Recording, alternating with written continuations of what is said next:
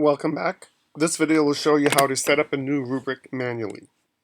Tap the plus button in the bottom right, select new rubric.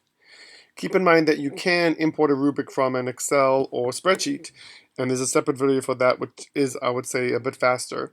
But if you want to type manually on your device, you may. So here, the initial thing is a 2x2 rubric. You can tap for the rows and columns and select up till 20 rows and up till 10 columns. So I'll set 3 and 3. And then you can simply tap on each area below. So I'll tap on the first column title, and I'll just call this column 1. And then you can enter return if you want to add more of a description below. I'll just add description like that. And the number of points, the default is 1. If you come back, there you can see column 1 description. And again, you can do the same for column 2 and 3. Also here, you can edit the row title. So I'll call this row 1. And you can see is if for some reason you get your rows out of order, you can always go ahead and tap a row and select move down, and it'll move everything down or up if you need to change the orders of the rows. All right, and then lastly for the description, tap here and you can put A, B, C,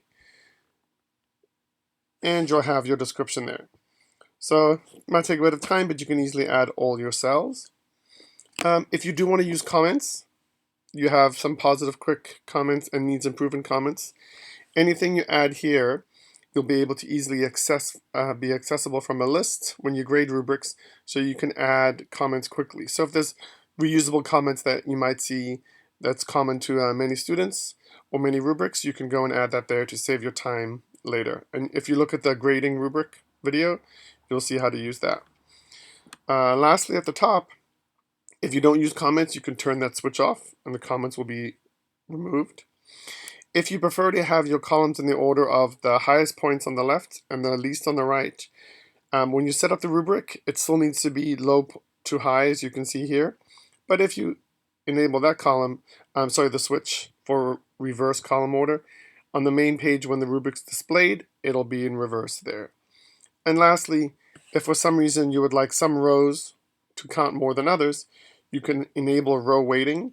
And let's say you want the first row to actually be 50% of the grade. You could do that, and you could switch the other rows maybe to 25%.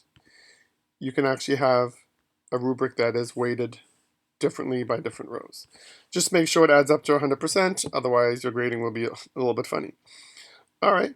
Also, if for some reason, as you can see here, there's up to 3 rows and 3 columns, and the most points would be 3 points per column, so the total points would be 9. But if for some reason you want the total points to be a different number, you can tap here. Let's say I'd like the rubric graded out of 20. There you go. And then basically it'll convert the points out of 9 to the points out of 20.